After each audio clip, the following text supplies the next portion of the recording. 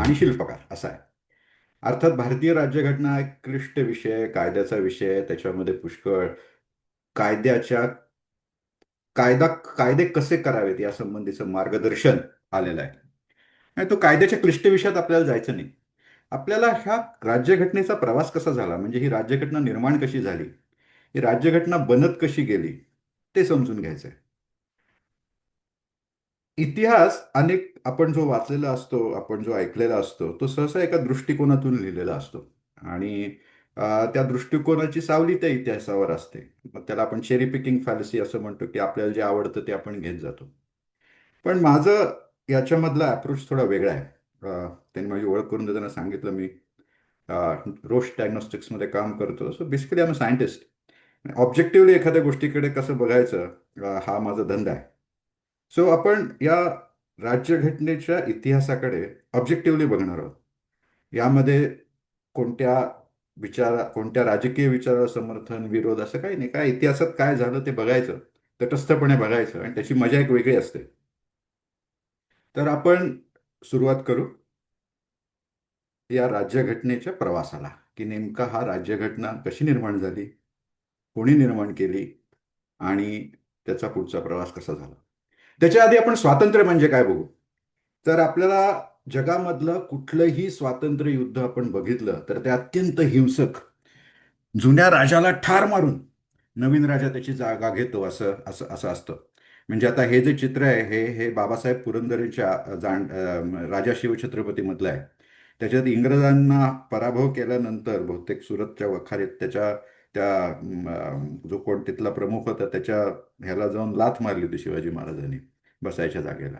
तसं सिंहासनाला जुन्या लाथ मारली जाते, जुन्या राजाचं मुंडकं उडवलं जातं, आणि मग नवीन राज्य येतं.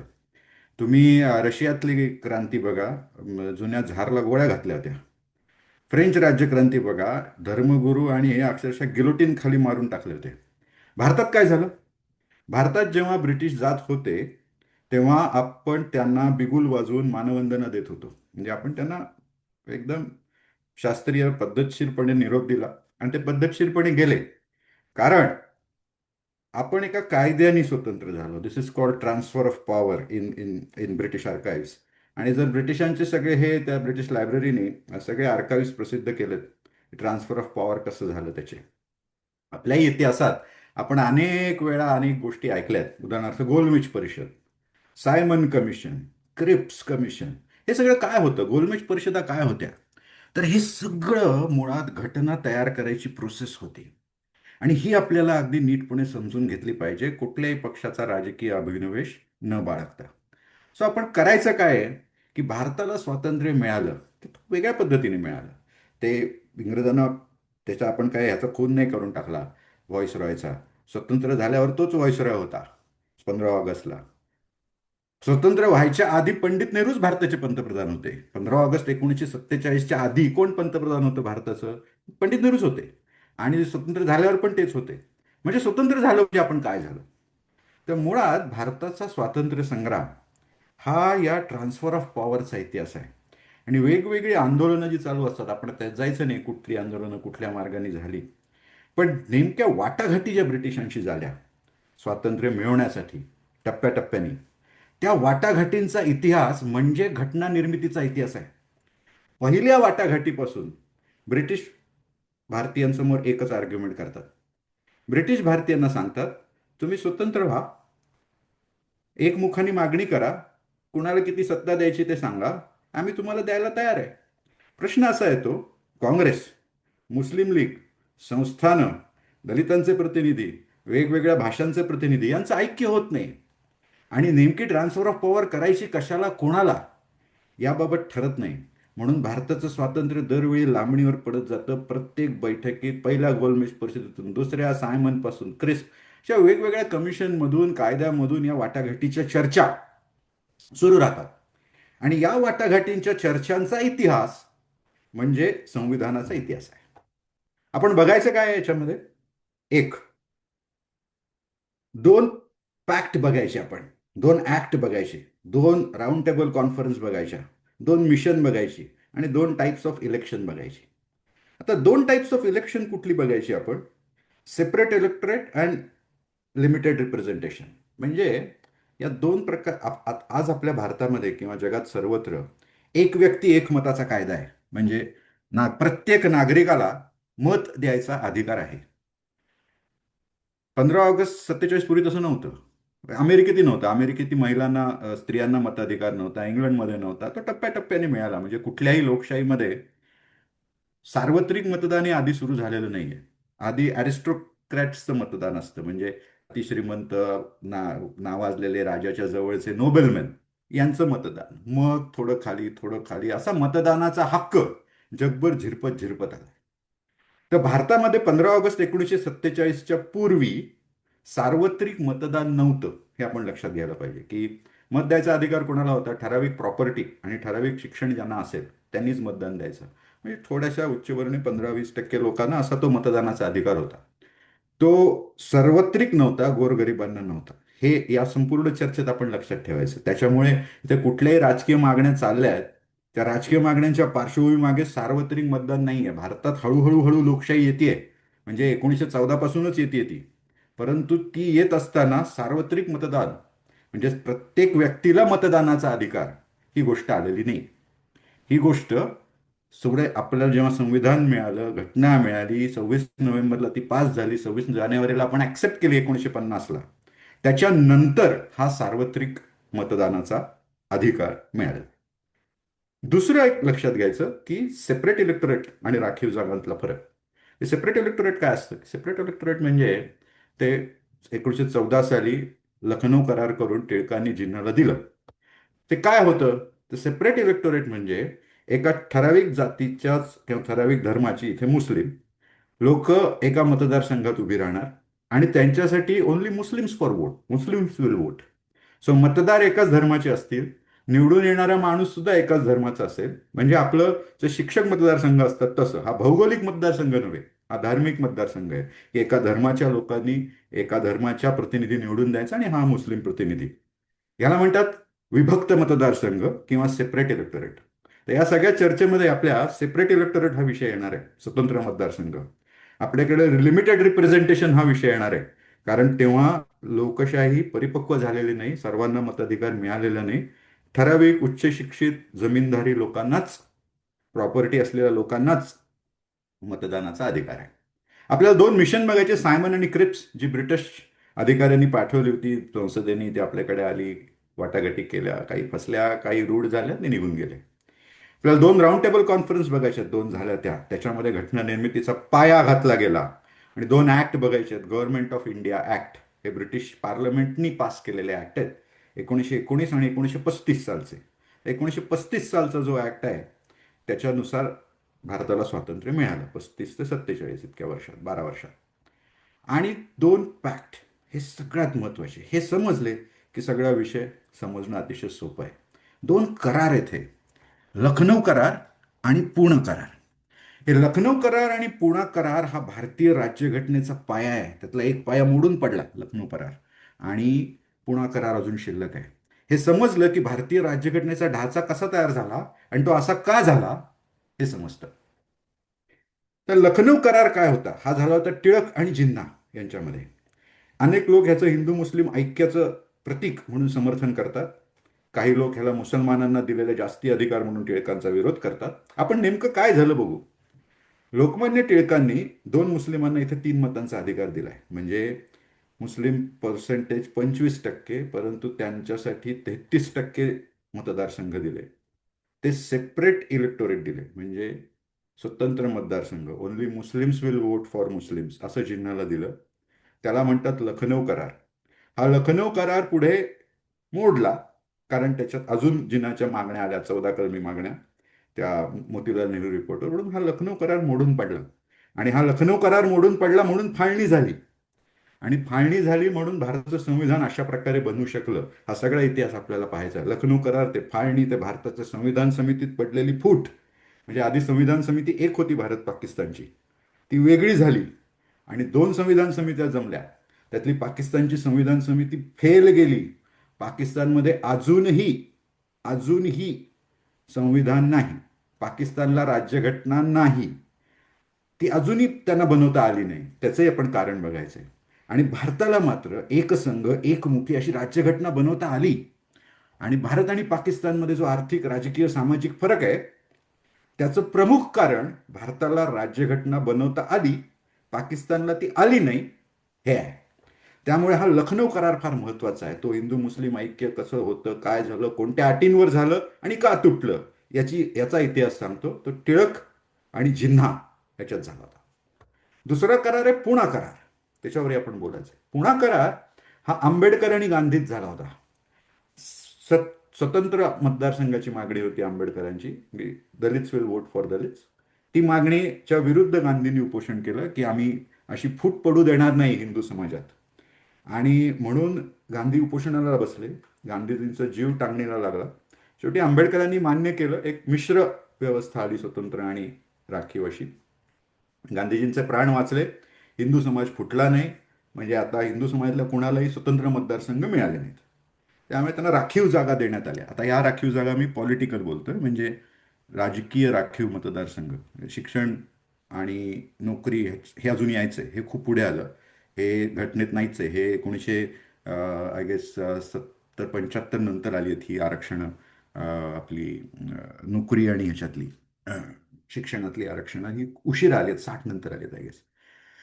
पण ती घटनेत नाही आणि भारत स्वतंत्र झाल्यावर पण ती नव्हती. ही ही चर्चा जी आहे ही राजकीय आरक्षणाची आहे. म्हणजे काही जागा या शेड्यूल कास्टला राखीव ठेवणे आणि वर्सेस स्वतंत्र मतदारसंघ. की आंबेडकरांची मागणी होती आम्हाला स्वतंत्र मतदारसंघ द्या जिन्नासारखे. गांधीजी म्हटले नाही, उपोषणाला बसले. मग शेवटी तडजोड झाली आणि म्हणून एक, जशी भारत पाकिस्तान फाळणी झाली तशीच एक हिंदू समाजात अंतर्गत फाळणी होणार होती. ती गांधीजींनी वाचवली. आणि केवळ त्या एका गोष्टीसाठी हिंदू समाजाने गांधीजींचा अक्षरशः ऋणी राहिलं पाहिजे. आता मी अजून एक सांगतो. हे सगळं चालू असताना पुढे आज आपल्यासमोर डोळ्यासमोर अशी प्रतिमा आहे की काँग्रेस हा हिंदू विरोधी पक्ष आहे. तसा प्रचार आहे, भाजप आता आलेली आहे, तो अति उजवा पक्ष आहे. पण काँग्रेस तसा हिंदुत्ववादी पक्ष नाही आहे आज. परंतु स्वातंत्र्याच्या आधी तसं नव्हतं. एक लक्षात घ्या, काँग्रेसच्या मागे कोण होते? काँग्रेसचा अध्यक्ष मौलाना आझाद असू दे. काँग्रेसच्या मागे कोण होतं? काँग्रेसच्या मागे सगळे हिंदू मतदार होते. जिन्नाच्या मागे मुस्लिम मतदार होते. हिंदू मतदार हिंदू महासभेला सावरकरांच्या मत देत नव्हते, ते काँग्रेसलाच मत देत होते. जिन्ना जे काँग्रेसवर टीका करायचे ते म्हणायचे ही हिंदू पार्टी आहे.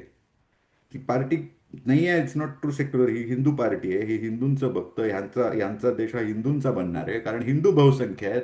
काँग्रेस निवडून येणं म्हणजे हिंदू निवडून येणं, काँग्रेसचं सरकार बसणं म्हणजे भारतात हिंदूचं सरकार बसणं, असे जिन्नांचे आक्षेप आहेत. हे जिन्ना समजतात काँग्रेसला आणि गांधींना हिंदूचे नेते, हिंदूचा पक्ष. आंबेडकर सुद्धा कास्ट हिंदूंचा पक्ष म्हणजे सवर्ण हिंदूंचा नेता म्हणून गांधींशी डील करतायत. सवर्ण हिंदूंच्या बाजूनी गांधीजी, दलितांच्या बाजूनी आंबेडकर. सो त्यावेळचं परसेप्शन काय आहे गांधी आणि काँग्रेसचं, हे समजून घेतलं पाहिजे. त्यांचे विरोधक ते त्यांना म्हणतात, ते त्यांचं परसेप्शन आहे. ते हिंदू पार्टी आहे. हिंदुत्ववादी नसेल पण ही मुख्यतः हिंदू लोकांची पार्टी आहे. मुस्लिम लोकांची पार्टी मुस्लिम लीग आहे. आणि आंबेडकर म्हणतात आम्ही दलितांचे नेते आहोत. असा तो राजकीय चौकट आहे. ती आपल्याला समजून घेतली पाहिजे पुढच्या भाषणामध्ये. म्हणजे आपल्याला हे सगळे विषय पटापट समजत जातील. की Congress was always blamed as a Hindu party. म्हणजे काँग्रेसचे विरोधक त्यांना दोष द्यायला हिंदू पार्टी म्हणायचे, हे लक्षात घेतलं पाहिजे. तर का म्हणायचे, कसं म्हणायचे, आपण येऊ तिथे.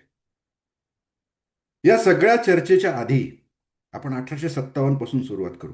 1857ला अतिशय काही वाचायची गरज नाही या स्लाइडमध्ये. माझ्या कोणत्याही स्लाइडमध्ये काही वाचायची गरज नाही आहे.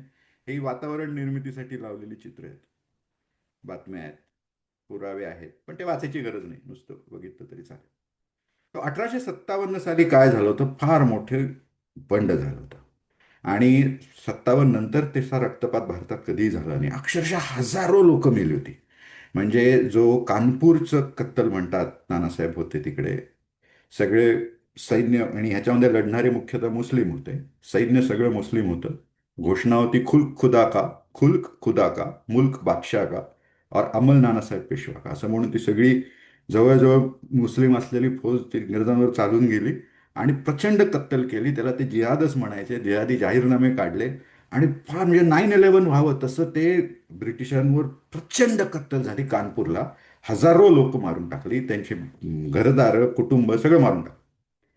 आता याच्यानंतर ब्रिटिश सरकार घाबरलं. आता अर्थात त्यांनी सुडी घेतला, म्हणजे जितकं लोक इकडे भारतीयांनी मारली नसतील त्याच्या दहापट लोक इंग्रजांनी मारली. अक्षरशः गावोगाव जाऊन तोफेच्या तोंडी देऊन लोकांना ठार मारलं इंग्रजांनी सूड घ्यायला म्हणून. आता या 1857च्या बॅकग्राऊंडवर ब्रिटिश सरकार घाबरलं होतं की इथले हिंसक उठाव आपल्याला परवडणारे नाहीत. इथं म्हणजे कत्तली होत आहेत.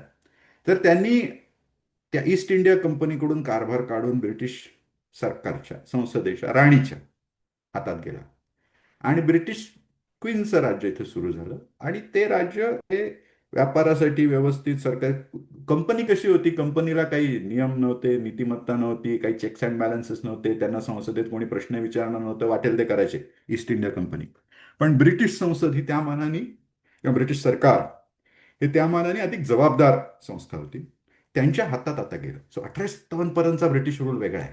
1857 नंतर तुलनेने म्हणजे ईस्ट इंडिया कंपनीपेक्षा अधिक जबाबदार अशा ब्रिटिश सरकारच्या हातात ते गेलं.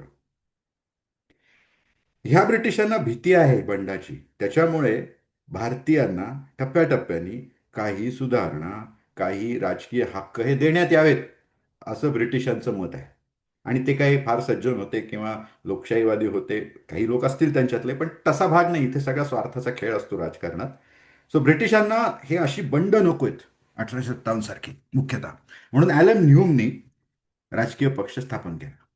आता ॲलन ह्यूम हा इंग्रज माणूस, त्याला हवंय भारतीयांनी कुठल्या तरी मंचावर यावं, एक राजकीय पक्ष काढावा, लोकांकडे जावं, लोकशाहीमध्ये लोकांच्या मागण्या राजकीय पक्ष म्हणून ब्रिटिशांपर्यंत घेऊन यात आणि आपण त्याच्यावर कारवाई करावी.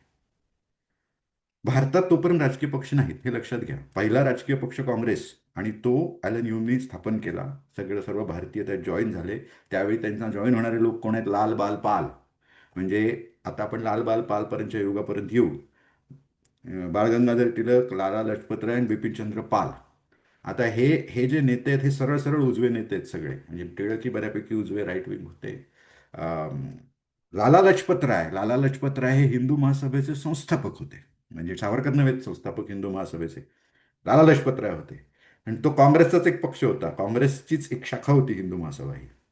सो अशा प्रकारचं वातावरण आहे. काँग्रेस ही हिंदू पार्टी आणि लालबाल पाल त्याचे प्रमुख. आणि ब्रिटिश यांनी त्यांना सांगितलं की तुम्ही लोकांपर्यंत जा, लोकांचे ज्या मागण्या आहेत त्या आमच्यापर्यंत घेऊन या, मग आपण त्याच्यावर चर्चा करू आणि तुम्हाला टप्प्याटप्प्याने हवं तसं राज्य देऊ. ही प्रोसेस ही ॲलन ह्युमनीच सुरू केली आहे आणि ती फार पूर्वी केली आहे. आता आपण जो मगाशी म्हटलं लखनौ करार, त्याच्यावर येऊ. तो काही पहिली स्टेज आहे घटना निर्मितीची, लखनौ पॅक्ट. हे जे चित्र आहे याच्यामध्ये तुम्हाला मध्ये टिळक दिसत असतील. जे उभे आहेत पगडी घातलेले ते गांधीजी आहेत. आणि एक डावीकडे खाली बसलेत किंवा उजवीकडे तुमच्या टाय कोट बूट घालून टोपी, ते जिन्ना आहेत. हे जिन्ना, टिळक आणि गांधी एका मंचावर आहे त्याच्यात. म्हणजे हे तिघ कधी काळी समकालीन होते हे दाखवायला मी म्हणतोय. गांधी तो परत महात्मा झालेले नाही आहेत अजून, ते त्यांच्या काठेवाडी पोशाखात आहेत. आणि जिन्ना आणि टिळक यांच्यात हा करार झालेला आहे, कारण काँग्रेसचे नेते तेव्हा टिळक होते. लखनौ कराराची मुख्य कलमं काय होती आणि तो करार मुळात का झाला? ब्रिटिश तुम्हाला सांगतायत की हिंदू मुस्लिम एक नाही आहे. तुमचं मुसलमानचं राज्य वेगळं होतं, हिंदूंचं राज्य वेगळं होतं, शेकडो संस्थानं वेगवेगळी होती, कारण राजकीय पक्ष नाही. भारत पॉलिटिकली एक नव्हता ब्रिटिशांनी घेतला तेव्हा, किंवा पॉलिटिकली एक कधीच नव्हता भारत गेल्या काही शेकडो वर्षात. सो तुम्ही पॉलिटिकली एक नाही आहे, तर तुम्ही एक होऊन काहीतरी मागणी करा, आम्ही देतो. आणि त्यातलं पहिली अडचण होती हिंदू मुस्लिम यांच्यातली भांडणं, कोणाला काय द्यायचं. मुस्लिमांचं असं मत होतं की तुम्ही नुसती डोक्यांची संख्या मोजताय आणि त्याच्यामुळे जे काही भारत जर स्वतंत्र झाला आणि लोकशाही आली, उघडच ती और येणार कैंडी होती. कितना? सॉरी. ओके. सो लोकशाही येणारच होती आणि लोकशाहीमध्ये उघडच हिंदू बहुसंख्य असल्यामुळे ते राज्य करतील आमच्यावर, असा मुसलमानांना अडचण वाटत होती. सो जिन्नाचं असं म्हणणं होतं की आम्हाला आमच्या लोकसंख्येपेक्षा अधिक अशा जागा स्वतंत्र मतदारसंघ म्हणून द्या. सो त्यावेळी मुसलमानांची लोकसंख्या साधारण 23% होती आणि टिळकांनी त्यांना 33% जागा या फिक्स दिल्या, राखीव. 33% लोकसभेतल्या जागा. तुम्ही आज आज बघा, आज 3 मुसलमान पण नसतील लोकसभेत. 33% या फक्त मुस्लिमच निवडून येणार, हे टिळकांनी मान्य केलं लखनौ करारात. नुसतं हे नाही मान्य केलं, यांचे मतदार मुस्लिमच असतील हेही मान्य केलं, की मुस्लिमांचे जे 33% राखीव जागा आहेत या स्वतंत्र मतदारसंघातून निर्माण होतील. आणि स्वतंत्र मतदारसंघातून म्हणजे फक्त Muslims will vote for them असे 33% लोक असतील. आता ह्याच्यावर आक्षेप असा होतो की हे लोक एकतर मुस्लिम निवडून जातात, त्यामुळे इतरांच्या मतांची त्यांना गरज नाही, त्यामुळे इतरांच्या भावनांचा विचार करायची त्यांना गरज नाही, त्यामुळे जातीवाद धर्मांधता ही वाढत जाईल असा त्याच्यावर आक्षेप होता. पण टिळकांनी ते केलं आणि त्यांना 33% जागा दिल्या, स्वतंत्र मतदारसंघ दिले. त्याच्यावर तीन महत्वाच्या गोष्टी, की 25%ना 23%ना 33% दिले. दुसरं म्हणजे स्वतंत्र मतदारसंघ दिले, only Muslims will vote for Muslims. आणि तिसरं म्हणजे अनेक ह्याच्यामध्ये असे कायदे केले की 50% मुस्लिम सदस्यांचा पाठिंबा असल्याशिवाय कोणताही मुस्लिम विषयक कायदा पास नाही करता येणार. म्हणजे समजा तुम्हाला कायदा करायचा ट्रिपल तलाकवर, तर तुम्ही हा कायदा करायचा हिंदू संसदेला अधिकार नाही. हा कायदा करण्यासाठी मुस्लिम लोकांनी निवडलेल्या स्वतंत्र मतदारसंघातल्या 50% मुस्लिमांचं जर समर्थन असेल तर तुम्ही चर्चेला घेऊ शकता हा कायदा. हे मान्य केलं. सो मुस्लिमांच्या बाबतीत आम्ही कायदे करणार नाही, तुम्हाला हे देऊ, जास्त मतदारसंघ देऊ, जास्त वेटेज देऊ, हे सगळं टिळकांनी मान्य केलं. आणि हा संविधानाचा तत्कालीन जे पुढे तुटलं त्याचा पाया ठरला. लक्षात घ्या, संविधान म्हणजे भारतीयांनी भारतीयांशी केलेल्या वाटाघाटी आहेत, करार आहेत, की ज्याच्यामुळे आपण एक कसं राहायचं, राज्यसंस्था कशी चालेल हे पुढे भविष्यात ठरणार आहे.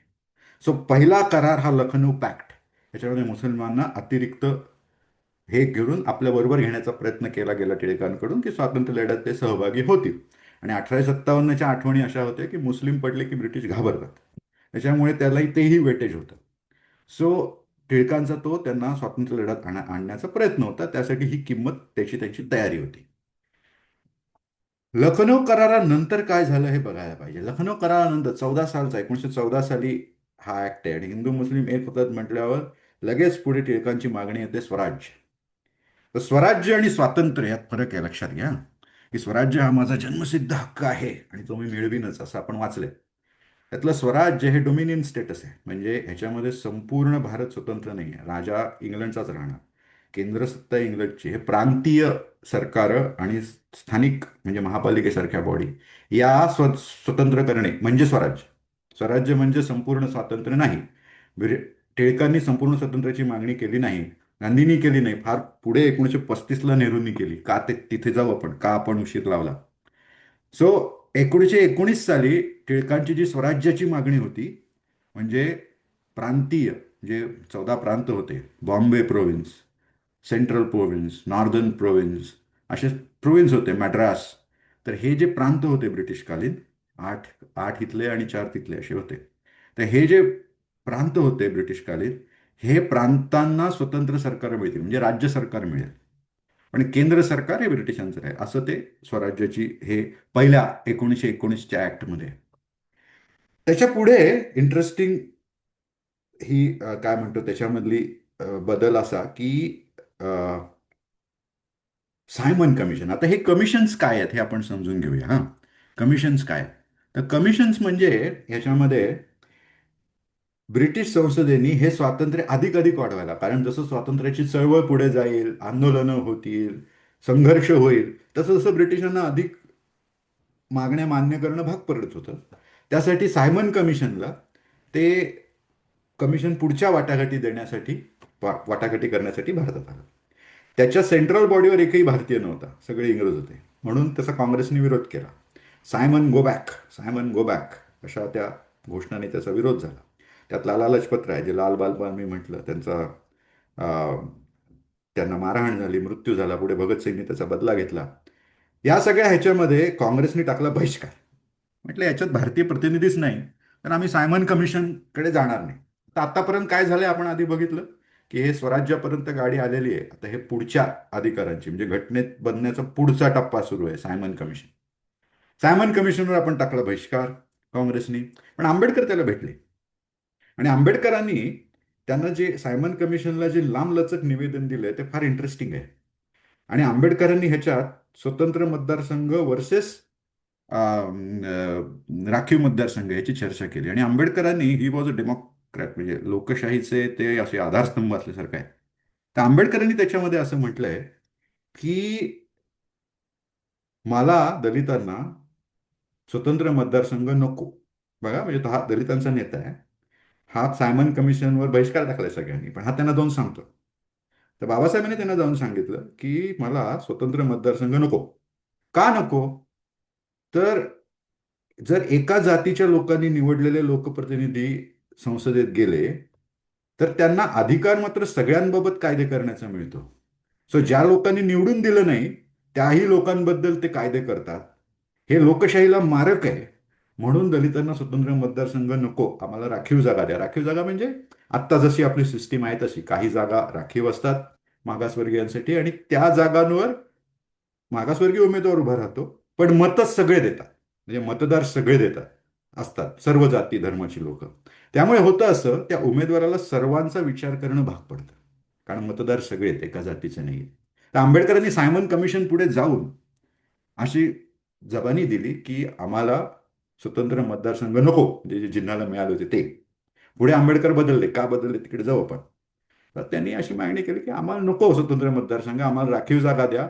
हे लोकशाहीला धरून होणार नाही स्वतंत्र मतदारसंघ जरी त्यांना देणं हे, कारण त्यामुळे मग आमच्या उमेदवारांना सवर्णांबद्दल कायदे करता येतील, पण त्यांच्या मतांची फिकीर आम्हाला करायची गरज उरणार नाही. सो हे लोकशाहीला धरून नाही, म्हणून माझा विरोध आहे, असं आंबेडकरांनी त्यांना निवेदन दिलं. सायमन कमिशन फेल झालं. सायमन कमिशन नंतर महत्वाचा पुढचा टप्पा घटनेचा येतो, कारण हे काही ऐकलंच नाही काँग्रेसने, त्यांना हाकलून पाठवून दिलं परत. सायमन कमिशन नंतर पुढचा टप्पा येतो, हा नेहरू रिपोर्ट, ज्याला नेहरू रिपोर्ट म्हणतात. तो वरती हे मिशीवाले जे गृहस्थ आहेत हे मोतीलाल नेहरू, म्हणजे पंडित जवाहरलाल नेहरूंचे वडील.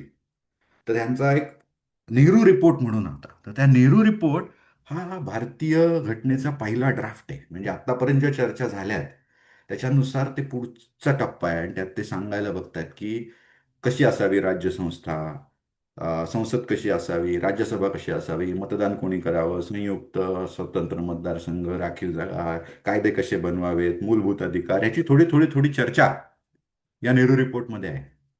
जुने सगळे लखनौ करार अजून चालू आहे, म्हणजे लखनौ करारातल्या टिळकांनी दिलेल्या गोष्टी जिन्नांना या चालू आहेत. इथे या नेहरू रिपोर्टला दोन लोकांनी विरोध केला, एक जिन्ना आणि एक आंबेडकर. आंबेडकरांनी या गोष्टीवर विरोध केला, म्हणजे आंबेडकरांची घटना समितीतली एंट्री 1949-50 सालची नाही आहे. घटना समितीत त्यांचं योगदान सायमन कमिशन पासून सुरू होतं. सायमन कमिशनला त्यांनी जो रिपोर्ट दिला त्याच्यामुळे त्यांनी स्वतःच्याच स्वतंत्र मतदारसंघाला विरोध केला, तिथून त्यांचं योगदान सुरू होतं. आता इथे पहा, नेहरू रिपोर्ट हा हिंदूंवर अन्याय करणार आहे असं आंबेडकरांचं मत होतं, की हा फार मुस्लिमांना जास्त हे देतोय अधिकार, म्हणजे लोकसंख्येपेक्षा जास्ती सीटा देतोय. म्हणून आंबेडकरांनी त्याचा विरोध केला की हा नेहरू रिपोर्ट मला मान्य नाही. जिन्नांनी त्याचा विरोध केला, म्हणजे जिन्नांना जे देतं ते पुरेसं वाटलं नाही, म्हणून केला त्यांनी की हे फारच कमी आहे, आणि आम्हाला 1/3 मुस्लिम रिप्रेझेंटेशन सेंटरला हवं, जे त्यांना प्रोव्हिन्शियली बंगाल आणि सिंध प्रांतात होतं.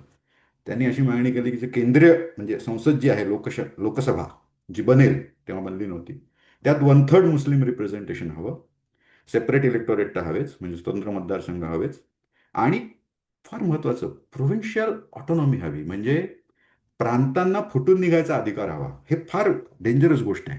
म्हणजे आज कुठल्या प्रांतात समजा अनाचार झाला, कायदा सुव्यवस्थेचा प्रश्न आला, तर केंद्र सरकार राज्य सरकार बरखास्त करू शकतं, म्हणजे मुख्यमंत्र्याला काढून टाकू शकतं, विधानसभा बरखास्त करू शकतं. हे मोदी, आणि समजा हे कुठे बंगालमध्ये समजा खूप हे झालं, काय दंगली झाल्या, काय झाल्या, तर मोदी बरखास्त करू शकतात ममताला. आज करणार नाहीत, कारण आपली पद्धत नाही तशी, संकेत नाही. पण ही आधी इंदिरा गांधी, राजीव गांधी यांनी केलेली आहेत सरकार बरखास्त स्थानिक. सो केंद्र मजबूत आहे, आणि केंद्र मजबूत आहे म्हणून देश मजबूत आहे, भारत मजबूत आहे. तर ते जिन्हाला नको होतं, हे मजबूत होणं म्हणजे आमच्यावर अन्याय, आम्हाला भीती, असं त्यांना वाटायचं. म्हणून प्रांतांना, प्रत्येक प्रांताला फुटून निघायचा अधिकार द्यावा, हे जिन्नाचं मत होतं, आणि म्हणून जिन्नाचा विरोध होता मोतीलाल नेहरूंच्या नेहरू रिपोर्टला. सो दोन वेगळ्या कारणांनी विरोध आहे. आंबेडकरांनी विरोध केलाय कारण जो दिला होता तेच हिंदूंवर अन्याय आहे, असं आंबेडकरांचं मत होतं. आणि जिन्नाचं मत होतं हे जे दिलंय आम्हाला ते पुरेसं नाहीये, अजून द्या. परत ही घटना, ह्याच्यामधली ती पडलेली काडी आहे, म्हणजे जे लखनौ पासून करारापासून चालू झालंय, हिंदू मुस्लिम एक टेबलवर बसून मागण्या करतायत, इथे ते संपलं.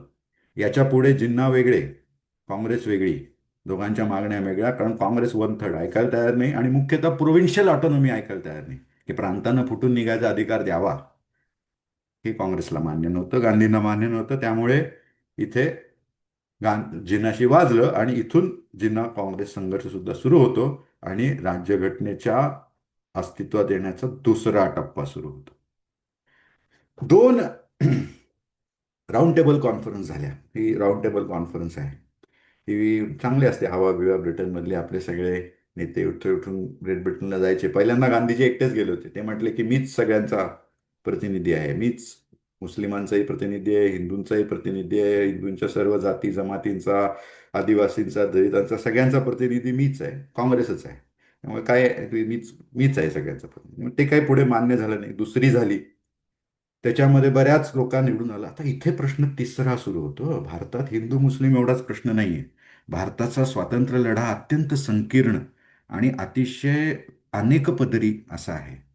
फक्त हिंदू मुस्लिम समस्या नाही, हिंदू मुस्लिम आहेच, हिंदू सवर्ण वर्सेस दलित अशी समस्या आहे, त्यांच्यात राजकीय वाटाघाटी चालू आहेत. आणि तिसरा सगळ्यात महत्वाची गोष्ट म्हणजे प्रिन्सली स्टेट. आपल्याला आज ऐकून कळत नाही, पण 560 संस्थानं भारतात होती आणि ब्रिटिशांनी त्यांना स्वतंत्र केलं होतं. देश स्वतंत्र आहात तुम्ही आजपासून, कारण आमचा जो करार आहे तो संपुष्टात आलाय. सो आपण, भारत स्वतंत्र झाला म्हणजे जो ब्रिटिश इंडिया होता तेवढा स्वतंत्र झाला. पुढे मी नकाशात होईल. आणि त्यात अक्षरशः 560 पोटात देश छोटे छोटे घेऊन भारत स्वतंत्र झाला. ते कसे आत आले आपण बघू, काय केलं पटेलांनी. पण हे जे प्रिन्सली स्टेट्सचा मुद्दा इथे राऊंड टेबल कॉन्फरन्समध्ये आला, की त्यांना, त्यांचं काय म्हणणं आहे, त्यांचं काय करायचं. भारत जर स्वतंत्र झाला, हे 1930 साली सुरू आहे चर्चा, की ब्रिटिश म्हणतात ओके आम्ही देतो स्वातंत्र्य, प्रिन्सली स्टेटचं काय करायचं. म्हणजे या ज्या सगळी संस्थानं आहेत 560, त्यांचं काय करायचं. तो प्रश्न तयार झाला. हिंदू मुस्लिम प्रश्न, सवर्ण दलित प्रश्न याबरोबरच हा तिसरा प्रश्न आहे. आता आपण पूना कराराकडे येऊ. हा घटनेतला अजून पुढचा पडाव, की ज्याच्यामुळे राजकीय राजकीय राखीव जागा संविधानात आल्या. संविधानातच आहेत त्या राजकीय राखीव जागा. त्या कशा आल्या? तर आपण आधी बघितलंय की बाबासाहेब सायमन कमिशन पुढे गेले आणि सायमन कमिशनला त्यांनी लांबलचक निवेदन लिहून दिलं की आमचा, मला स्वतंत्र मतदारसंघ नको. त्याचं कारण ते लोकशाहीला विरोधी आहे. एकाच जातीच्या लोकांनी एकाच जातीचा उमेदवार निवडून द्यावा आणि त्याच माणसांनी सगळ्यांसाठी कायदे बनवावेत, हे लोकशाहीत बसत नाही. म्हणून बाबासाहेबांनी त्याचा विरोध केला. पुना पॅक्ट पर्यंत काय झाल्यात घडामोडी? पुना पॅक्टमध्ये त्याआधी ती राऊंड टेबल कॉन्फरन्स झाली. राऊंड टेबल कॉन्फरन्समध्ये 27 का 37 दलितांच्या हे आल्या होत्या, प्रतिनिधी वेगवेगळे.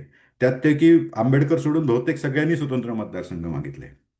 मग आता आंबेडकरांना बॅकडाऊन करणं शक्य नव्हतं. म्हणजे तुम्ही लक्षात घ्या, बजरंग दल, विश्व हिंदू परिषद, शिवसेना, भाजप सगळे बसून काही मागण्या करतायत. त्यांच्यात एक अंतर्गत पण चढावड असते ना, कोण जास्त कट्टर आहे, कोण जास्त पॉलिटिकली ऍक्टिव्ह आहे. तर ते एकमेकाला पण चढावड करतात, उजवेच असले सगळे तरी. तसं तसं इतरांनी सगळ्यांनी केल्यामुळे आंबेडकरी त्याच्यात पुढे आले. आणि एक महत्वाची गोष्ट घडली ती म्हणजे राजा मुंजे करार. आता ही पुना पॅक्टची पार्श्वभूमी आहे राजा मुंजे करार. तर हे दोघं कोण आहेत? एम सी राजा नावाचे एक दलितांचे अजून एक पुढारी होते, आंबेडकरांचे कॉम्पिटिटर, म्हणजे त्यांचे राजकीय प्रतिस्पर्धी, दलितांचे पुढारी मद्रास प्रांतातले. आणि मुंजे हे हिंदू महासभेचे. तर मुंजे राजा यांनी एक करार केला आणि त्यात राजा मुंजे यांनी असं हे केलं की तुमचं जे पर्सेंटेज आहे राखीव जागांचं ते आम्ही वाढवून देतो, पण स्वतंत्र मतदारसंघ मागू नका, सेपरेट इलेक्टोरेट मागू नका.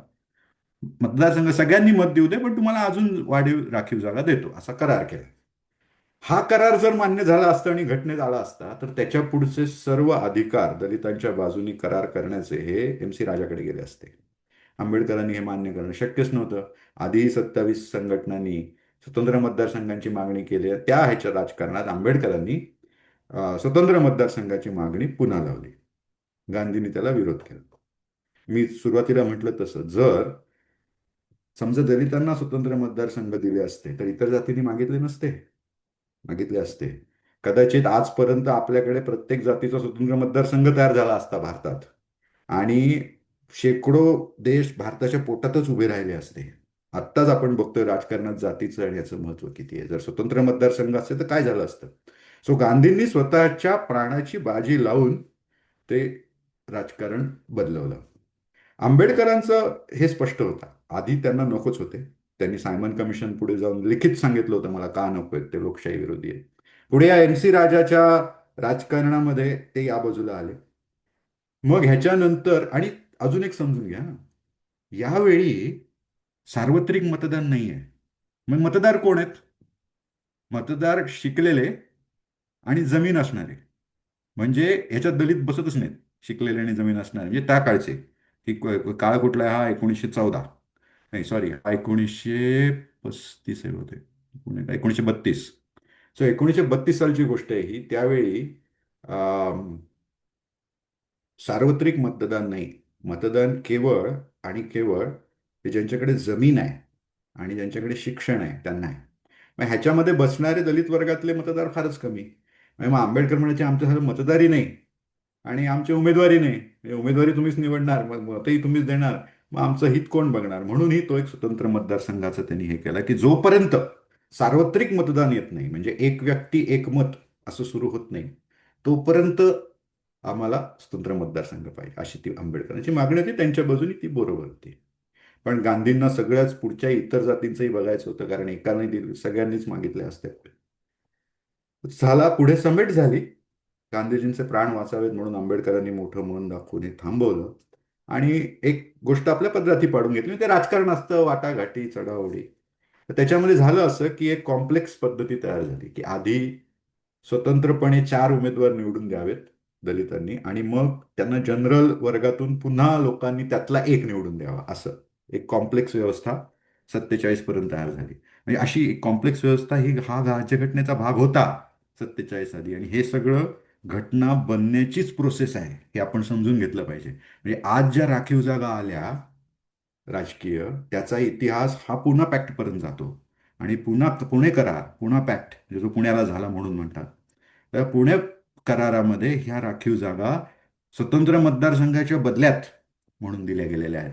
म्हणजे राज्यघटनेतले एक वेगवेगळी कलमं आपण बघतो, तेव्हा ती कलमं का आली, कुठून आली, हे समजून घ्यायला लागतं. त्याला इतिहास असतो. तसा हा पुणे पॅक्टचा इतिहास राजकीय राखीव जागांमध्ये आहे, हे आपण समजून घ्यायला पाहिजे.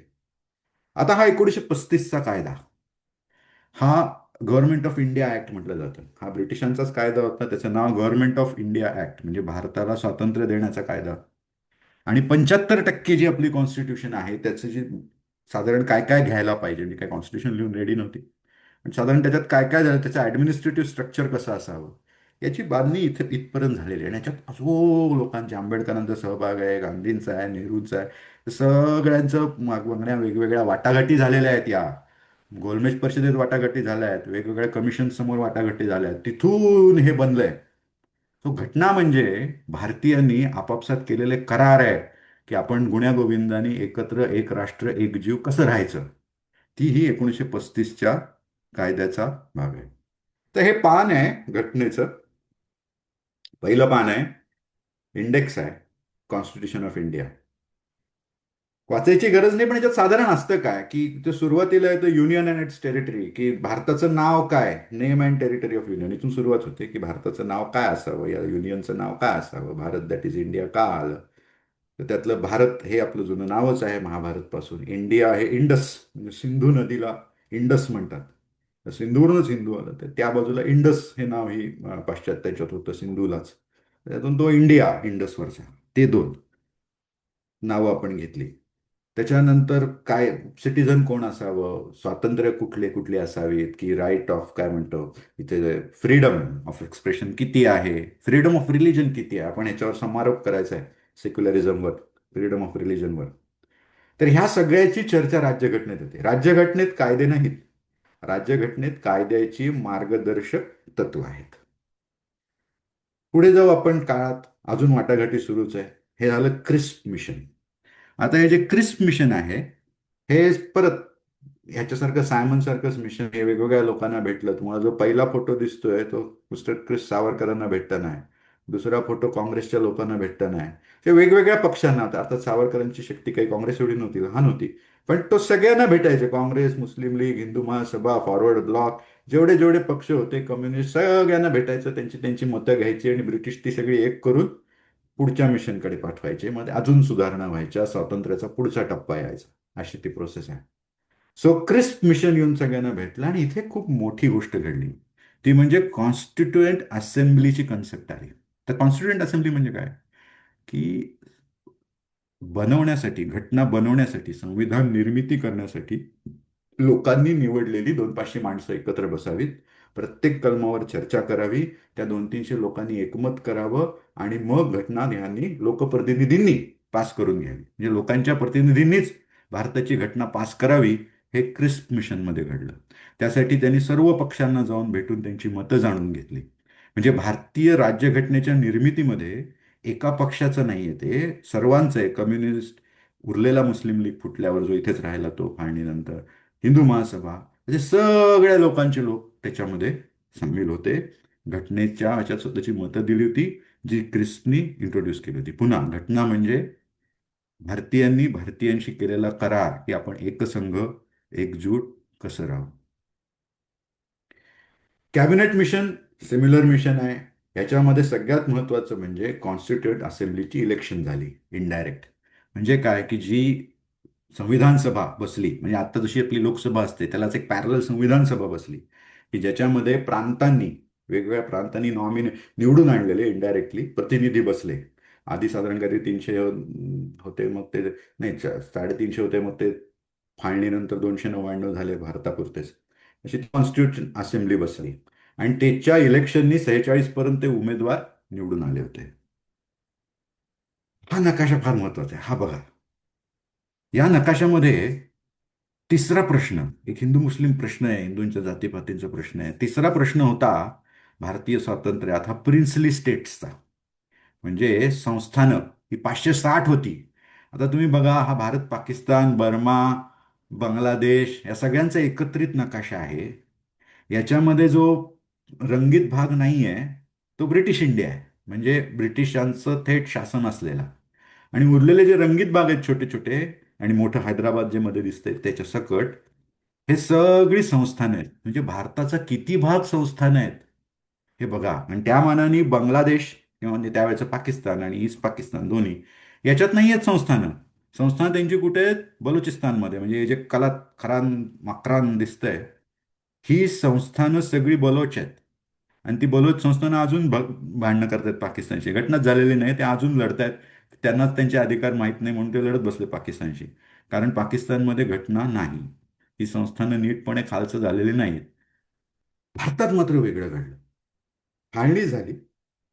फाळणीच्या वेळी दंगली उसळल्या प्रचंड, आपण कल्पनाही करू शकत नाही असा हिंसाचार. म्हणजे अ, 10 लाख लोक मारली गेली म्हणतात. तुम्ही विचार करा, आज 1000-2000 लोक मारली गेली, केवढं मोठी गोष्ट होते. फाळणीत असं म्हणतात की त्या सगळ्या पूर्ण टर्नओव्हरमध्ये दोन्ही बाजूची मिळून 10 लाख, 10 लाख कॅज्युअलिटीज आहेत. 1 मिलियन पीपल वेर किल्ड. इतका आग ढोंब उसळला सगळ्या भारतात. त्यावेळी पटेलांनी एक काम केलं. पटेल निघाले, विमान घेतलं भाड्याने, बसले त्याच्यात, या एअरपोर्टवरून त्या एअरपोर्टवर. तो मुन्नाभाई एमबीबीएस मध्ये एक डायलॉग आहे, टेबलवर एक तो बंदूक ठेवतो आणि एक पैशाचं पाकिट ठेवतो आणि विचारतो, तुमको क्या चाहिए, बुलेट या वॅलेट. तसं पटेलांनी केलं. एक एक एक एक संस्थान घ्यायचं, त्याच्या आजूबाजूची सगळी, समजा हे मोठं संस्थान आहे म्हणजे बाकीचे 20 लोकांना बोलून आण, छोट्या मोठ्या, त्यांना बसवायचं, त्यांना विचारायचं, बुलेट या व्हॅलेट, तुम्हाला पैसे पाहिजे, काही क्रांती करून ही सगळी तुमची राजवट उलथून टाकू. प्रजा परिषदा स्थापन झाल्या होत्या, दंगली सुरू होत्या, तर त्या दंगलींच्या भीतीने जवळजवळ सगळे हिंदू राजे हे भारतात सामील झाले. हैदराबाद, जुनागडचा नवाब आणि जम्मू काश्मीर, एवढे 3 प्रश्न उरले.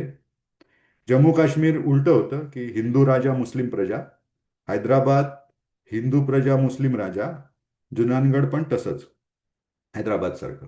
आता हे प्रश्न भारताने कसे सोडवले? हैदराबाद म्हटलं, हे प्रजातंत्र आहे, लोकांची इच्छा आहे, जमा. तिकडे इतर जेवढी नवाब संस्थान होती त्यांचं तेच केलं. तर काश्मीरचा प्रश्न आला. काश्मीरमध्ये प्रश्न तोच होता, की प्रजा मुस्लिम होती, त्यांना तिकडे जायचं असणार, म्हणून प्लेबिसाईड घ्या म्हणून अजून तो सार्वमताचा गोंधळ सुरू आहे. तिकडे युद्ध झालं, आपल्या सैनिकांनी रक्त सांडलं, आता आपण ते देऊ शकत नाही. त्याच्यामुळे आता ते तसाच तो प्लेबिसाईडचा प्रश्न हा परत घटनेतलाच प्रश्न आहे, म्हणून ते 370 कलम आले या प्रिन्सली स्टेटच्या अडचणींमुळे. म्हणजे घटनेतलं एक एक एक एक एक एक कलम का आलं, या सगळ्याला हा आधीचा इतिहास कारणीभूत आहे. कॉन्स्टिट्युएंट असेंब्लीचे इलेक्शन होतात 1946 मध्ये. जवळजवळ सर्व हिंदू भागात काँग्रेस, जवळजवळ सर्व मुस्लिम भागात मुस्लिम लीग असं निवडून येतं. प्रिन्सली स्टेट्स म्हणजे जी संस्थानं होती त्यांनी त्यांच्या निवडणुका घेणं अपेक्षित होतं, त्यांनी त्या घेतल्याच नाहीत, स्वतःचेच नॉमिनेटेड पाठवतो म्हटले, पुष्कळ झालं भांडणं. सो या तीन लोकांची भांडणं सगळी सुरू झाली: प्रिन्सली स्टेट, पाकिस्तान, भारत. पुढे फाळणी झाली. प्रिन्सली स्टेटना दम मारून पटेलांनी अक्षरशः 15 दिवसात, म्हणजे काय एखाद्या भारत मातेचं सुपुत्र म्हणावं तसं, गेले आणि 15 दिवसात, 15 हा चमत्कार आहे. ही 560 संस्था जवळजवळ अशी 15 दिवसात, महिन्याभरात विमानात बसून पटेल आणि ते दुसरे कृष्ण मेनन म्हणून त्यांचे सहकारी होते, त्यांनी जमा करून टाकली सगळी संस्थानं. म्हणून आज आपल्याला हा एकसंघ भारत दिसतो. नाही तर भारताच्याच पोटात 500 देश, जो हा हा जो नकाशा आहे, हे असे होते. आणि ह्याच्यातले फक्त निजाम आणि नवाब होते तेच भारत विरोधी होते असं काही नाही. त्रावणकोरचा हिंदू राजाही म्हणत होता मी नाही सामील होणार म्हणून. सो असे प्रिन्सली स्टेट्सचे पुष्कळ प्रश्न होते, ते दोन्ही राज्य करत होते. आता 1946 साली कॉन्स्टिट्युएंट असेंब्लीची स्थापना झाली आहे. हा जो फोटो दिसतोय, नेहरू उभे आहेत, तुम्हाला दिसत असेल, आणि ते समोर जी लोक बसली आहेत, ही ही सगळी ती प्रांतांनी निवडून दिलेली कॉन्स्टिट्युएंट असेंब्ली मधली माणसं आहेत. आणि प्रत्येक मुद्दा यायचा, आत्तापर्यंत जो इतिहास झाला त्याच्यानुसार जे चर्चेला मुद्दे घ्यायचे ते यायचे, प्रत्येक ह्याच्यावर मतदान व्हायचं, चर्चा व्हायची, पुढे जे मतदानाने पास होईल असं करून घटनेतलं एक एक एक एक एक एक एक एक कलम या सर्व लोकांनी मंजूर केलं. या सर्व लोकांनी त्याच्यावर चर्चा केल्या आणि मग एकसंघ भारताची एकसंघ घटना ही तयार झाली. 15 ऑगस्ट 1947 आपली असेंब्ली तयार झाली. इथं मी तो फोटो लावलाय, त्याच्यामध्ये ब्रिटिश सैन्य निघून चाललंय आणि आपण त्यांना बिगल वाजवून निरोप देतोय. बाय ऍक्ट आपला देश स्वतंत्र झाला. कायद्यानी कायद्यानेच ते गेले. व्हॉइस रॉय ब्रिटिशच राहिला. आधी नेहरू पंतप्रधान होते, नंतरही तेच राहिले. अशा प्रकारे एक सॉफ्ट ट्रान्सफर ऑफ पॉवर झाली ही. भारतात दंगली झाल्या हिंदू मुस्लिम, स्वातंत्र्य मिळालं इंग्रजांपासून, हे आपण लक्षात घेतलं पाहिजे. मागचं म्हणजे भारतीयांचं जे राजकारण आहे त्याचा एक हा महत्वाचा भाग आहे. आणि आज पण आपण जे ऐकत आलोय की ब्रिटिश आले आणि त्यांनी हिंदू मुस्लिम भांडणं लावली, किंवा ब्रिटिश आले आणि त्यांनी भारताच्या जातीपातीत हिंदू भांडणं लावली, ते तितकंसं खरं नाही. भांडणं होतीच. ब्रिटिशांनी कधी त्याचा फायदा करून घेतला, कधी त्याला विरोध केला. भांडणं नव्हतीच, भांडणं होतीच भारतामध्ये. त्याचा त्यांच्या फायद्याचा एवढा वापर ब्रिटिशांनी केला आणि काही ठिकाणी अक्षरशः ती भांडणं मिटवायलाही बघितलंय. अनेक ठिकाणी भांडणं कमी व्हावीत असं. So, त्यावेळी त्यांच्या स्वार्थाला जे योग्य होतं ते त्यांनी केलं, पण त्यांनी ती भांडणं लावली नव्हती, ती भांडणं होतीच.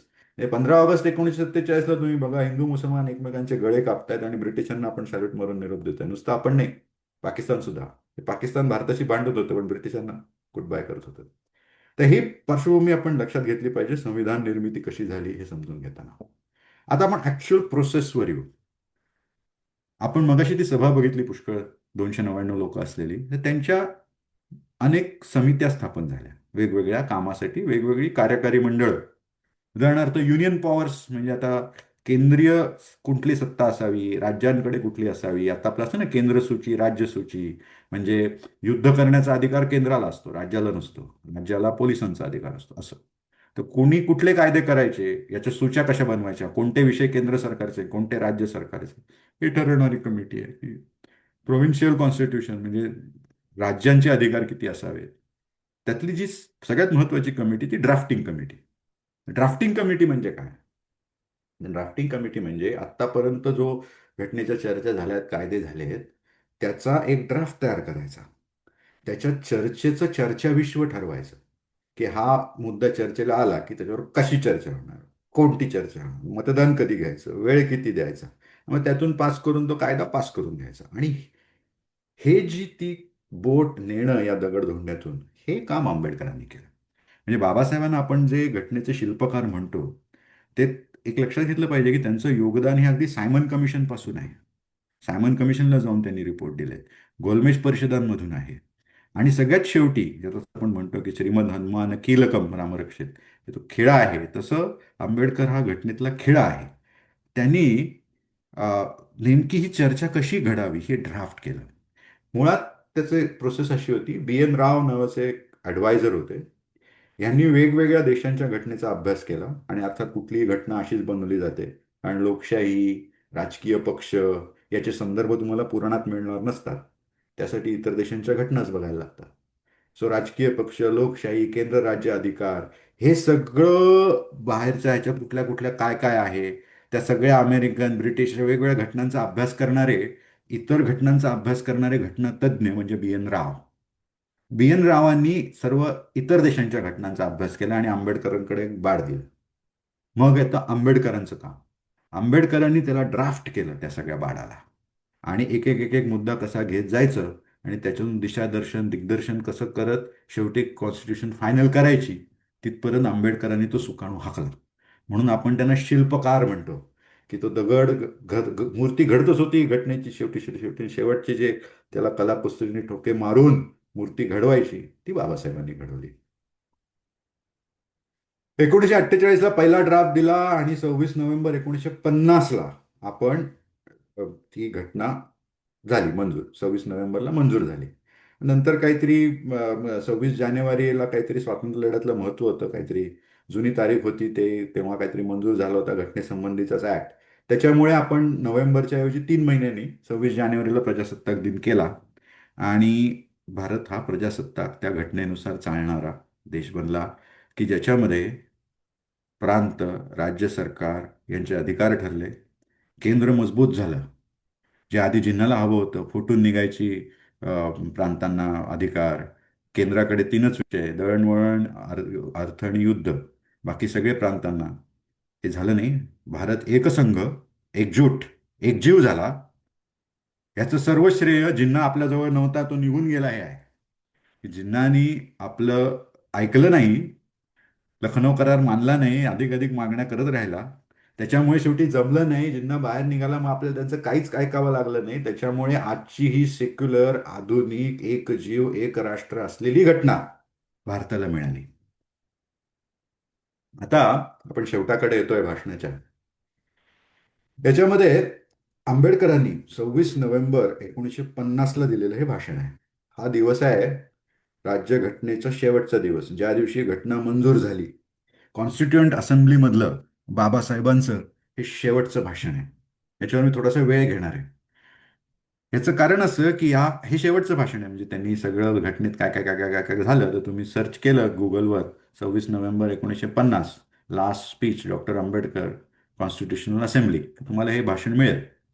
हे भाषण फार सुंदर आहे.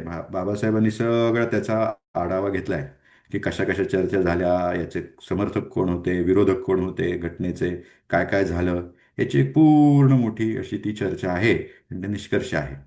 तर हे मुळातूनच भाषण ऐकण्यासारखं आहे. पण मी एकच पॅराग्राफ त्यातला याच्यासाठी निवडतोय, की आज जसे संदर्भ बदललेत तसे राजकीय त्यावेळी नव्हते. आंबेडकरांचे विरोधक तेव्हा कोण होते हे आपल्याला समजेल. घटनेचे विरोधक कोण होते हे आपल्याला समजेल. त्याचप्रमाणे आपल्याला हेही समजेल की घटनेत काय दर्जाच्या चर्चा व्हायच्या. राज्यशास्त्र, पॉलिटिक्स, इतिहास, ही सगळी नॉमिनेट केलेली हुशार माणसं होती जी जमली होती तिकडे 299 कॉन्स्टिट्युएंट असेंब्लीमध्ये. आणि आंबेडकर या सगळ्या विद्वत प्रचूर लोकांमधून तो गाडा हाकत, स्वतःला काय पाहिजे काय नको बघत, त्याला शेवटपर्यंत आणून पाहिजे. हे ते शिल्पकाराचं काम आहे. आपण हा एकच पॅराग्राफ बघूयात. त्यांनी ना घटनेला विरोध कोणी कोणी केलाय याच्याबद्दल एक वाक्य, एक छोटासा परिच्छेद आहे. पण त्याच्यामध्ये मी काय करणार आहे, की आपण इथे थोडंसं ड्वेल करू की नेमका याचा अर्थ काय प्रत्येक ह्याचा, म्हणजे आपल्याला कळेल की त्या कॉन्स्टिट्युएंट असेंब्लीमध्ये चर्चा काय झाल्या आणि शेवटी बाबासाहेबांनी त्याच्यावरून निष्कर्ष काय काढला, म्हणजे काय लेवलच्या चर्चा आहेत त्या, आपण कुठून कुठपर्यंत आलो हे समजून सोप्या एका पॅराग्राफमध्ये समजायला आपण या पॅराग्राफवर थोडासा वेळ देऊ. बाबासाहेब काय म्हणतात त्याच्यामध्ये, की राज्यघटनेचा विरोध कोण करते. Constitution largely comes from two quarters: communist party and socialist party. Communist पक्ष आणि समाजवादी पक्ष हे दोन घटनेचे विरोधक आहेत. ते का विरोधक आहेत? का घटना वाईट आहे म्हणून ते विरोधक आहेत का? नाही. बाबासाहेब असं म्हणतात की कम्युनिस्टांना लोकशाहीचं संविधान नकोय त्यांना, हवे डिक्टेटरशिप ऑफ प्रोलॅटरिएट, म्हणजे सर्वहाराची हुकुमशाही. हे कम्युनिस्टांना हवंय, हे मी देत नाहीये संविधानात. म्हणजे प्रोलॅटरिएट हा मार्क्सिझम मधला शब्द आहे. म्हणजे ते दोन त्यांचे बुर्जवा प्रोलॅटरिएट असे ते हे असतात, भाग असतात समाजाचे. त्यातला प्रोलॅटरिएट म्हणजे श्रमजीवी वर्ग. तर या श्रमजीवी वर्गाची डिक्टेटरशिप, म्हणजे श्रमजीवी वर्गाची हुकुमशाही, सर्वहाराची हुकुमशाही ही कम्युनिस्टांना हवी आहे. म्हणून ते घटनेचे विरोध करतात, असं बाबासाहेब म्हणतात. समाजवादी का विरोध करतात? कारण त्यांना एक तर प्रायव्हेट प्रॉपर्टी सरकार जमा करायचा अधिकार हवा आहे, आणि जर प्रायव्हेट प्रॉपर्टी सरकार जमा झाली नाही तर त्यांना राज्य शासनच उलथून टाकायचा अधिकार हवा आहे. त्यामुळे त्यांना इतके जास्ती फंडामेंटल राईट्स हवेत, इतकं जास्त स्वातंत्र्य हवं आहे अभिव्यक्तीचं आणि सरकारविरोधी बोलण्याचं, की त्यामुळे देशामध्ये अराजकता येईल. आणि हे समाजवादी करतायत, म्हणून ते आपल्याला अतिरिक्त अधिकार देता येणार नाहीत. आता बघा, याच्या दोन गोष्टींची चर्चा झाली आहे. चर्चा कुठल्या कुठल्या गोष्टींची झाली आहे? एक तर राजशास्त्रीय लेवलवर झाली आहे, की प्रोलॅटरेट म्हणजे काय, बुर्जवा म्हणजे काय, कम्युनिस्ट टर्मिनॉलॉजी काय आहे, कम्युनिस्टांचा राजकीय विचार काय आहे, का ते संविधानाचे विरोधक आहेत, समाजवाद्यांचा काय विचार आहे, का ते विरोधक आहेत. बाबासाहेबांनी त्याचा उहापोह केला इथे.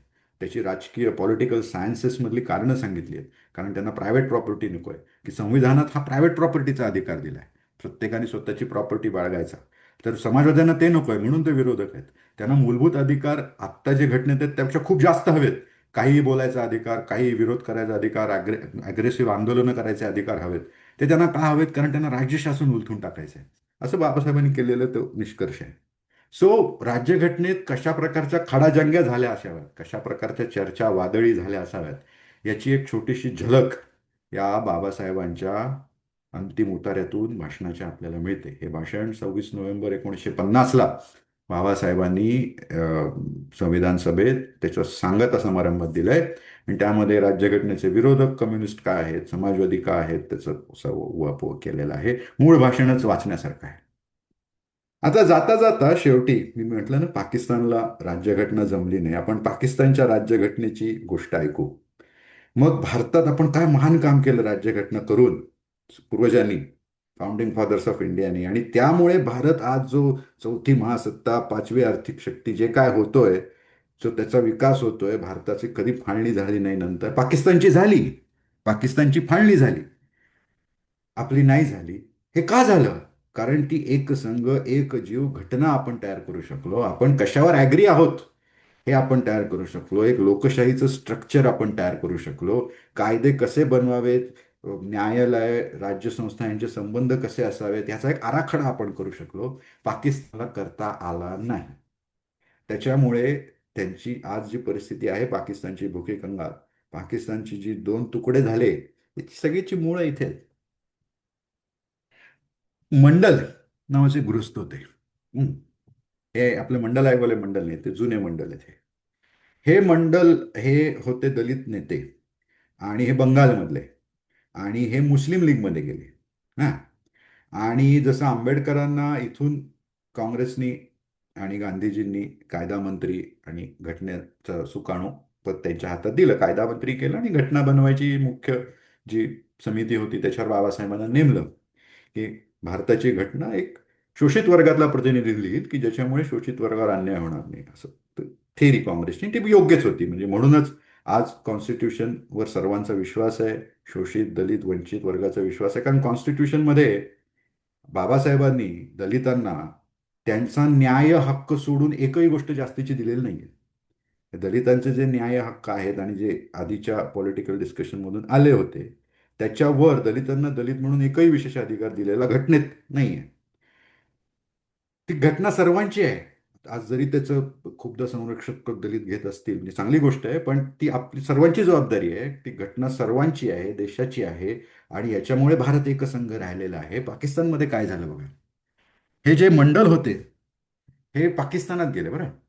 म्हणजे भारत पाकिस्तान फाळणी झाल्यावर हिंदू दलित असून हे मिस्टर मंडल गेले पाकिस्तानात. पाकिस्तानचे कायदा मंत्री झाले, पाकिस्तानच्या घटना समितीचे प्रमुख झाले. तर पाकिस्तानमध्ये अडचणी सगळ्या, खूप प्रॉब्लेम येतात, डिटेल्समध्ये जात नाही. पण पाकिस्तानची मुख्य अडचण होती, की पाकिस्तानसाठी जी चळवळ चालली ती भारतात, म्हणजे उत्तर प्रदेश इथं. आणि ते सगळे उर्दू भाषिक. आणि जो पाकिस्तान फुटून निघाला, जो सिंध प्रांत, त्यात सिंधी बोलणारे, वरती पंजाबी बोलणारे आणि बांगलादेशमध्ये बंगाली बोलणारे उर्दू भाषिक होय पाकिस्तानात मिळालं शोधून अवघड. ते सगळे भारतात उर्दू भाषिक. आणि पाकिस्तानने स्वतःची राष्ट्रभाषा केली उर्दू, कारण ती पंजाबी मुस्लिमांना अधिक जवळची. उर्दू राष्ट्रभाषा केल्यावर बंगाली हा बहुसंख्य वर्ग, म्हणजे संख्या बंगाल्यांची जास्ती पाकिस्तानात जेव्हा एक होते तेव्हा. आणि त्यामुळे ते त्यांना मान्य नाही. मग आता या अल्पसंख्येला हाताळायचं कसं, ह्याच्यासाठी घटना पाहिजे. त्या घटनेमध्ये बंगाली आणि पंजाबी मुस्लिमांचं एकमत झालं नाही. अल्पसंख्यांचे, दलितांचे अधिकार काय असावेत याच्यावर एकमत झालं नाही. पाकिस्तानात दंगली सुरूच राहिल्या, हिंदूंवर अत्याचार सुरूच राहिले. मंडल ह्यांच्या समाजाचे जे लोक होते, दलित होते, त्यांच्यावरही अत्याचार सुरूच राहिले. घटना बनलीच नाही. मंडलांनी शेवटी वैतागून राजीनामा दिला कायदेमंत्री पदाचा पाकिस्तानच्या, आणि ते भारतात परत आले आणि बंगालमध्ये येऊन राहिले शेवटपर्यंत. त्यांचा कायदा मंत्रीच पळाला भारतात. त्याच्यामुळे पाकिस्तानची घटनाच बनली नाही. आजही नाही आहे पाकिस्तानकडे घटना. त्यामुळे कुठे काय झालं की ती मिलिटरी येते बंदूक घेऊन, दांडकं घेऊन, त्यांचं ऐकावं लागतं. कोणतीही घटना समितीने घटना पास केली नाही. काहीतरी थोडकं जुनं एखादं ते आलेली अशा भारतासारख्या परंपरेतून जे आलं जुनं, तेच कायदे कानून ते खेळत बसतात. व्यवस्थित घटना झाली नाही, एकसंघ झाली नाही. आणि पाकिस्तानचं पण काय झालं पुढे, फाळणी झाली. पाकिस्तान बांगलादेश आज खायला मोताद आहेत. ते भारताचं झालं नाही. याचं एकमेव कारण भारताची राज्यघटना, ज्यांनी एक करार केला सर्व प्रांतांनी, सर्व जाती धर्मांनी, की आपण याच्यापुढे एकमेकांशी कसा व्यवहार करू, कसे वागू, याचं एक सूत्र ठरलं. त्यातून एक जीव, एक राष्ट्र, स्ट्रॉंग केंद्र असलेला भारत तयार झाला, जे आधी केवळ अशक्य होतं. सर्वात शेवटी जो सं- भारताच्या राजकारणातला अतिशय महत्वाचा मुद्दा आहे, कायम चर्चेत असलेला, तो म्हणजे सेक्युलरिझम. त्याच्यावर घटनेत काय लिहिलंय हे बघू आणि आजचं भाषण संपवू. सो सेक्युलरिझम बद्दल फार गैरसमज असतात. त्या शब्दाचा अर्थ काय, प्रत्येक जण तो चांगल्या किंवा वाईट अर्थाने वापरत असतो. जेव्हा चांगल्या अर्थाने वापरायचा असतो तेव्हा वाजपेयी म्हणतात आम्हीच सेक्युलर आहे, भाजप. याचं कारण आम्ही सर्व धर्मसमभाव मानतो, सगळे धर्म समान आहेत असं. भाजपवर टीका करणारे म्हणतात तुम्ही सेक्युलर नाही, आम्हीच सेक्युलर आहे, कारण आम्ही इतर धर्मांना मोकळीक देतो, धर्म पाळायची स्वातंत्र्य देतो. सेक्युलरिझमचा अर्थ काय? कोणी कोणाला स्युडो सेक्युलरिझम म्हणतं, कोणी कोणाला छद्मी सेक्युलरिझम म्हणतं. अर्थ काय? भारतीय संविधानात सेक्युलरिझमचा अर्थ काय, हा तो प्रश्न आहे. त्याच्याविषयी अजून एक गैरसमज असा की इंदिरा गांधींनी प्रिॲम्बलमध्ये समाजवादी आणि सेक्युलर हे शब्द उशिरा घातले. 60 मध्ये त्यांनी तिची आणीबाणीमध्ये बदल करून घटनेत. आणि त्यामुळे सेक्युलरिझम हा घटनेत नव्हताच, तो नंतर आला असं वाटतं लोकांना. ते सत्य नाही. अख्खं संविधान सेक्युलर आहे. हा, तो घटनेतला तो प्रिॲम्बल मधला म्हणजे प्रस्तावनेतला ते जे आहे ना, sovereign socialist secular democratic Republic, त्यामधला सेक्युलर शब्द काढला काय घातला काय काहीच फरक पडत नाही, कारण तो फक्त प्रिॲम्बल मधला शब्द आहे.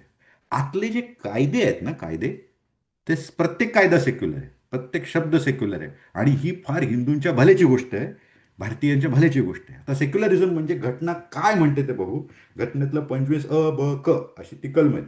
मुख्यतः 25 कलम हे सेक्युलरिझमसाठी महत्वाचं. ते 25 कलम काय आहे, फार इंटरेस्टिंग आहे. काय, दोन गोष्टी आहेत. एक असते मराठीत धर्मनिरपेक्षता, आणि एक असतो सर्व धर्म समभाव. आपल्याला हे दोन्ही एक वाटतं. या दोन वेगळ्या गोष्टी आहेत. सर्व धर्म समभाव म्हणजे धर्म जवळ घ्या, सगळेच चांगलेत. सेक्युलरिझम म्हणजे धर्म राजकारणातून दूर ठेवा. धर्माचा प्रांत वेगळा, राजकारणाचा प्रांत वेगळा, म्हणजे सेक्युलरिझम. ज्याला ब्रिटनमध्ये राजाचं राजाला द्या, चर्चचं चर्चला द्या म्हणतात. भारतीय संविधान त्याच्या अजून पुढे जातं. भारतीय संविधान असं म्हणतं की तुम्हाला धर्म पाळायचं स्वातंत्र्य आहे, कुठलंही पाळा, परंतु कायदा सुव्यवस्था, सार्वजनिक नीतिमत्ता आणि आरोग्य याच्या अधीन राहून तुम्हाला तुमचा धर्म पाळता येतो. म्हणजे काय, 25वा कलम काय म्हणतं, की कायदा सुव्यवस्थेच्या आड तुमचा धर्म येता कामा नये, सार्वजनिक आरोग्याच्या आड तुमचा धर्म येता कामा नये, आणि अशा बरेच 2-3 अटी आहेत, त्याच्या आड तुमचा धर्म येता कामा नये. म्हणजे काय, समजा आम्हाला कायदा करायचा आहे, अस्पृश्यता पाळायची की नाही, तुमच्या धर्मात लिहिलं, पाळा न पाळा काय तुमच्या धर्मात लिहिलेलं असेल, पण आम्ही कायदा करणार, कारण सार्वजनिक वर्तन कसं असावं हे स्टेट ठरवणार, धर्म नाही. 3 तलाक घ्यायचे का नाही, तलाक तलाक तलाक म्हणून ट्रिपल तलाक मिळणार की नाही, याबाबत कायदे करायचे सर्व अधिकार राज्य सरकारला आहेत. याबाबत कायदे कायाबाबत ठरवण्याचा कोणताच अधिकार धर्माला नाही. म्हणजे इस्लाममध्ये काही लिहिलेलं असू दे, ट्रिपल तुम्ही विश्वास ठेवा इस्लामवर, नमाज करा, स्वर्गावर विश्वास ठेवा, जन्नतवर जहन्नमवर सगळ्यावर विश्वास ठेवा, परंतु तलाकच्या बाबतीत कायदा करायचा पूर्ण अधिकार हा राज्य शासनाने स्वतःकडे राखीव ठेवलाय. म्हणजे कोणत्याही धर्मात किती पालन करायचं त्याचं स्वातंत्र्य हे ठरवण्याचा पूर्ण अधिकार हे राज्य शासनाने स्वतःकडे ठेवलेले आहेत. आणि बहुतेक सेक्युलर देशांच्या घटना साधारण सेक्युलरिझमचा अर्थ असाच घेतात. एक इहलौकिक, एक पारलौकिक. या पारलौकिक बाबी आहेत, जन्म, मरण, पुनर्जन्म, स्वर्ग, नरक, या बाबतीतलं सर्व स्वातंत्र्य देण्यात येतं. परंतु ज्या ऐहिक बाबी आहेत, म्हणजे वर्ल्डली मॅटर्स किंवा सेक्युलर मॅटर्स, त्याच्यामध्ये ऐहिक बाबतीत कपडे, खानपान, लग्न, कायदे हे सर्व करण्याचे अधिकार राज्य शासनाकडे असतात. असं असल्यामुळे आपल्या भारताला प्रगती करताना पाकिस्तानप्रमाणे धर्माची अडचण आली नाही. काही वेळा आली, शहाबनो केस झाली, उलट झालं, म्हणजे त्यात काही चुका झाल्या, परंतु मुख्यतः आली नाही आणि भारत प्रगती करू शकला. ह्याचं कारण नुसती राज्यघटना नव्हे, राज्यघटनेत आलेला आधुनिक असा सेक्युलरिझम सुद्धा आहे. भाषण संपवतो मी नेहमी, भाषणात उदाहरणात तरुण पोरं असते त्यांना एक उदाहरण देतो की सेक्युलरिझम म्हणजे काय. समजा तुम्ही एका रेल्वेत बसलाय. हं. तुमच्यासमोर अतिशय सुंदर मुलगी आहे, तुम्हाला ती फार आवडली, तर मनातल्या मनात तुम्ही तिच्यावर प्रेम करताय, ते चालतं. मनातल्या मनात वाटेल तितकं प्रेम करा. पण तुम्ही तिला डोळा मारला की ते सँडल मारणार तुम्हाला. हे लक्षात घ्या. डोळा मारायचा नाही, मनातल्या मनात मार, जे काय प्रेम आहे ते. सो सेक्युलरिझम हा तसा आहे. तुम्ही मनातल्या मनात कुठलाही धर्म पाळा, कुठल्याही धर्माची श्रद्धा ठेवा, श्रद्धेचं पूर्ण स्वातंत्र्य आहे. ऐहिक जगात कसं वागायचं तिथे सँडल घेऊन बसली संविधान, असा तो त्या सेक्युलरिझमचा अर्थ आहे. आपण आजच्या भाषणात राज्यघटना कशी बनली, त्याचे टप्पे काय होते, वेगवेगळ्या शिल्पकारांचे रोल काय होते, गांधी नेहरू पासून अगदी सावरकर पासून आंबेडकरांपर्यंत ह्याच्यात कोणी कोणी कितपत किती योगदान दिलं, आणि आजची ही एकसंघ, एकजीव, एक राष्ट्र बनवणारी आधुनिक घटना भारताला लाभली, त्याबद्दल बोललो. आणि आपल्या सर्वांचं भाग्य आपण अमेरिकेत असून या विषयावर बोलतोय. आणि भारताची हीच राज्यघटना चिरायू होवो, असं म्हणून माझं भाषण संपवतो. वा, फार छान. आमच्या उत्तरंग